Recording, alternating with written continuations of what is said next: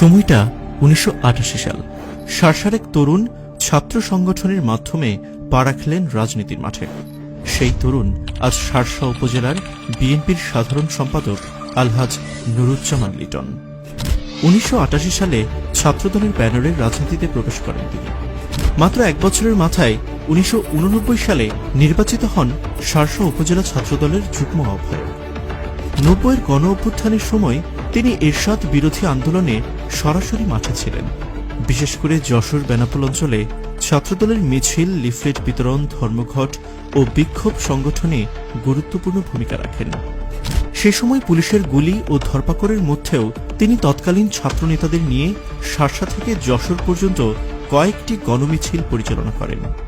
৯০-এর গণ অভ্যুত্থানের ঠিক আগের দিনগুলিতে লিটন ছিলেন শার্শা বেনাপোল অঞ্চলের অন্যতম ছাত্রনেতা, যিনি স্থানীয়ভাবে বিএনপিপন্থী তরুণদের সংগঠিত করে আন্দোলনকে তৃণমূল পর্যায়ে পৌঁছে দেন।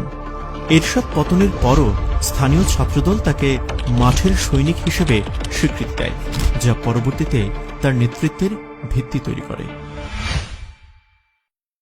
এরপর ১৯৫৫ সালে শার্শা উপজেলা ছাত্রদলের সভাপতি হিসেবে নির্বাচিত হন, যেখানে সাধারণ সম্পাদক ছিলেন আসাদুজ্জামান মিঠু। ১৯৯৭ সালে পুনরায় সভাপতি নির্বাচিত হন, যেখানে তখনকার সাধারণ সম্পাদক ছিলেন মনিরুজ্জামান মনি। তার নেতৃত্বে সেই সময়ের শার্শা ছাত্রদল পরিণত হয় এক সংগঠিত শক্তিতে। রাজনীতি তার কাছে ছিল দায়িত্ব, ত্যাগ ও বিশ্বাসের প্রতিশ্রুতি।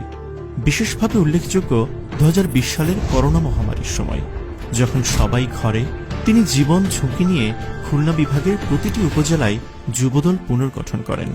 তার সাংগঠনিক দক্ষতা ও সাহসিকতা আজও প্রশংসিত।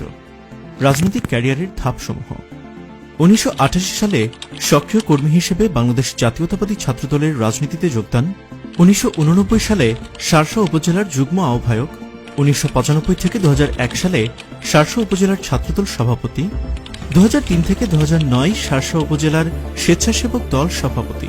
২০১০ থেকে ২০১৬ কেন্দ্রীয় যুবদলের সদস্যর মাধ্যমে জাতীয় রাজনীতিতে সম্পৃক্ততা। ২০১৬ থেকে ২০২২ খুলনা বিভাগীয় যুবদলের সহ সাধারণ সম্পাদক। ২০২২ থেকে ২০২৪ কেন্দ্রীয় যুবদলের সহ সভাপতি এবং ২০২৫ থেকে বর্তমান পর্যন্ত শার্শা উপজেলা বিএনপির সাধারণ সম্পাদক। লক্ষ্য ও ভিশন: শার্শাকে স্বনির্ভর উপজেলা হিসেবে গড়ে তোলা, কৃষি, শিক্ষা ও কর্মসংস্থানে জাতীয় উদ্যোগ বাড়ানো, তরুণদের রাজনীতিতে যুক্ত করে গণতন্ত্রের পুনর্জাগরণ ঘটানো। তার এই আদর্শিক অবস্থানের কারণে তার বিরুদ্ধে মোট ২৫ থেকে ৩০টি রাজনৈতিক মামলা দায়ের করা হয়। একাধিকবার গ্রেফতার, রিমান্ড ও কারাবরণ করেও তিনি কখনো দলের আদর্শ থেকে বিচ্যুত হননি।